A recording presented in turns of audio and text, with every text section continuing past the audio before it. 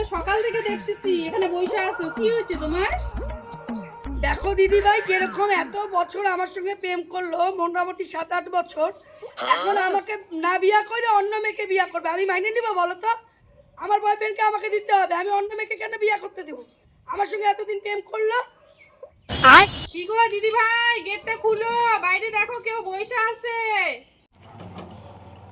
কিরে মোটকি, তুই আমার ছেলের পিছনে এখনো ছাড়িস নাই? লাস্ট পর্যন্ত তুই ধর্নায় বসছিস? বাবু আয় তো একটু বার হতো। দেখ কি বিপদ মাথায় আছি, লাস্ট পর্যন্ত ধর্নায় বসছে। বৌমা আসো তো একটু।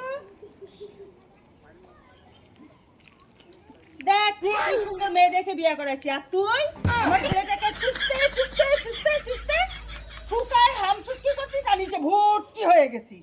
দেখ কি সুন্দর বিয়ে করেছি। আপনি তো সবই জানতেন, তাহলে আমি যখন চুষতে চুষতে আমচুপটা করে ফেলাইছি, তাহলে আমার সঙ্গে বিয়েটা দিতেন, অন্য কারো কেন বিয়া দিলেন?